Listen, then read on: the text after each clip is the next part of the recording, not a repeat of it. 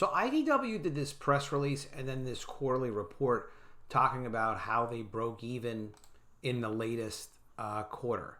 And I like positivity and I like promoting enthusiasm and good things.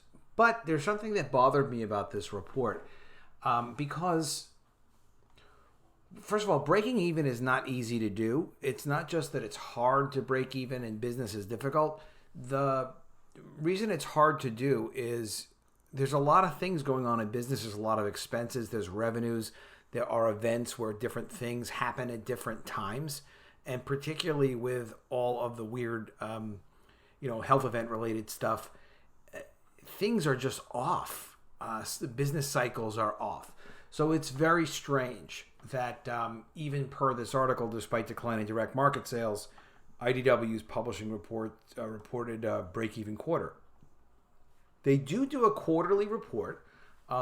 You can actually participate on their calls. The last one was in September. No one asked any questions, so they just had like a 10-minute report on the results. And I regret not being on that call. I'm going to try and be on the next one and ask them a couple of intelligent questions. I think it'll be fun, and I think it'll be great for us to be able to kind of get some feedback. They are publishing in a lot of different areas. So their publishing sales for the quarter were 5.2 million, down slightly from 5.3 million the year ago quarter. This is coming from ICV2. And by the way, subscribe to my channel, click the bell for notifications. It helps build the channel. I really appreciate that. Like and share the video. There were no game sales in the quarter compared to $200,000 a year ago period.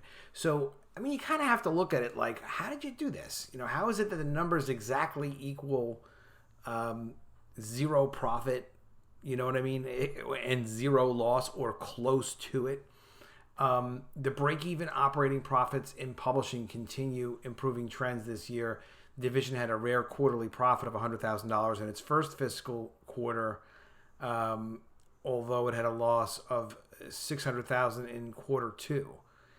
So, the numbers are just a little tight there. So I emailed their investor relations and I asked them, what did I ask them? So what's investor relations? So almost all companies that have that are public companies have something that's called investor relations, which is a way that they communicate with the public information, or if you have a follow-up question to something that they gave out as public information, you can ask about the results. Sometimes they can tell you, sometimes they can't tell you. So I emailed them, how does IDW account for contingent liabilities related to now returnable direct market sales? So my question is, look, you sold all these comics on a non-returnable basis. You've been doing that since there was an IDW. How is it that you're not, I didn't see anything in their numbers to account for expected returns from comic book stores? Because there's got to be some expected returns from comic book stores, you would think, right? I mean, because they're making them returnable for a reason. Otherwise, what would be the point? And originally, they were going to make them returnable through July 2020. They're now returnable through December 2020. So the non-returnable sales market, for them, at least right now, is a returnable sales market. So a certain percentage have to get returned. That's just the nature of the beast. I wrote one of IDW's non-returnable markets, its first market where it started in business, is now a 100% affidavit returnable market due to the health event and the failure of comic book stores. So affidavit returns means also really the retailers are just signing a piece of paper and promising that they had unsold books that they will then destroy and not resell. Because you're making promises, basically you can reduce your bill by not even returning full copies with an affidavit return. Now, exactly how IDW is managing their returns with direct market stores, I have not investigated that. This is what was announced, that they're doing them by affidavit return. But either way, whether they're promising that books were unsold or they're physically returning unsold books, they're taking them off their bill. They're getting credit for them. So it's got to be reflected somewhere in IDW's numbers. I went on to say these are equivalent to sales to the returnable book market, but at a deeper discount, because sales to the book trade are usually, say, 50% off of cover price. Sales to the comic book stores are 60% off cover price. The reason for the additional percentage off the cover price is because they're non-returnable when they're sold to comic book stores, or at least they're supposed to be. Now they're returnable. So how is this material change reflected in the quarterly results? Well, it took them a couple days, and Bill Ulrey seems to be a heck of a nice guy. Got back to me a couple days, and he said, hello, Adam. Thank you for your interest in IDW and your insightful question. Oh, he's just buttering me up now. He seems like a nice guy. Since modifying our direct market return policy following the reopening of the direct market, we've closely monitored direct market returns to ensure that our accruals accurately reflect changes in the marketplace. So what he's saying is, listen, man, we already accounted for it in the numbers. You just didn't see it. I mean, they're busy breaking even. I'm sure that's true. You know, they wouldn't be giving inaccurate information, but the returns have to show up someplace. He stated, to date, we have not seen a significant increase in returns, and accordingly, we've made no material adjustments to our accrual rates. But basically, what he's saying is, look, we already have returnability accounted for in our publishing program to the returnable markets. So they're not accounting for any additional returns to the direct market. I don't know what percentage of their sales are returnable, but if they just now made, let's say, of the direct market, maybe 40% of what they were selling was direct market returnable, and 60% was traditional returnable, it should show up somewhere that there's a difference in returns.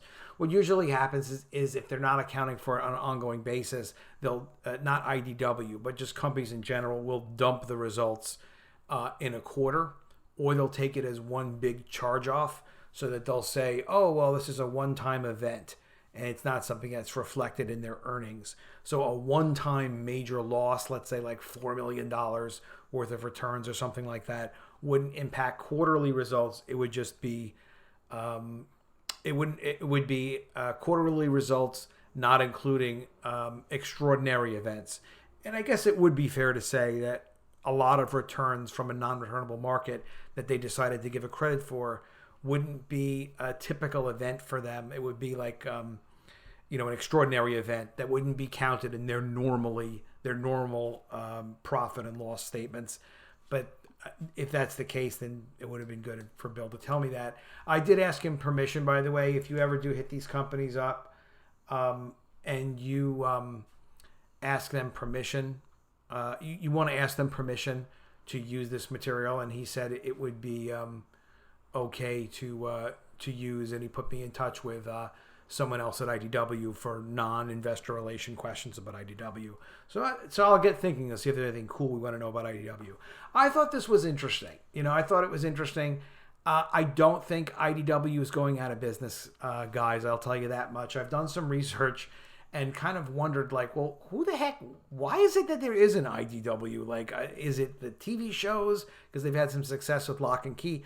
What keeps funding IDW? And what the answer to the question is, the guy who founded IDT, the phone company, and a couple of other, he also did something called Genie Energy, is a longtime entrepreneur. He also founded something called Net to Phone that he sold to AT&T or something for $1 billion. So he's got a lot of money. So there's a guy, and he's the founder of IDT, and he keeps putting money into the company. More and more and more and more, and he wants it to exist. They're adding management for different divisions. These are all very credible people they're adding. They seem like they know what they're doing. So I think they've got a good shot at doing something good with the company. When you add management like this to a company, it's usually because you're going to be looking for new investors to come in. So you've got people from Disney, you've got this other person's from another publishing house. So these are three people they added that are all quality people, that are the kind of people you would find at a successful company. So you have the company's story and the pitch for the company for investors, and then you've got the management team that's going to supposedly back it up. I still think they would need a dynamic CEO to pull it off, but why not? They may as well throw a few more $1 million at this company and maybe turn it into some kind of media powerhouse. The thing is, when you're selling things to investors, you're really selling the potential of the company. You're not selling the present day success of the company. So are they going to be in a position to do that? Yeah, the guy who started IDT can certainly do this with IDW as a public company. I don't see why he couldn't. And they are a public company now, but they're unregistered. Definitely stay away from the stock. They were delisted because of they're just not doing enough business to be able to justify their existence as a non-pink sheet company, which basically just means not a mainstream company. So I always like to make a point if I mention companies, I'm not saying to invest in that company, particularly not this, particularly not AT&T, and so on. Not a lot of investment advice there except to stay. IDW is not ready to be a stable investment for anybody. But a smart investment you could make would be checking out my work at collegeofthedead.com. It's not an investment, it's getting a cool book. College of the Dead Graduation Day is available now, as well as the prequel. It ships immediately if you want to check it out. Also, sign up at epicmermaids.com to get on the email list for The Mermaids, which is like Game of Thrones with mermaids. It's going to be coming out soon. It's full color, an ongoing series. I'm really, really proud of this book. It came out great. And I will be launching it in October. So definitely don't miss out. Get on that email list at epicmermaids.com. All right, I will see you again soon with another video. I'd love to see any comments that you have. Any comments on the story IDT, the idea of me reaching out to IDW. If you have any suggestions for other companies to hit up, let me know what you think. I'll go ahead and I'll give it a shot. And I will see you again soon with another video. And if I don't see you, I will miss you.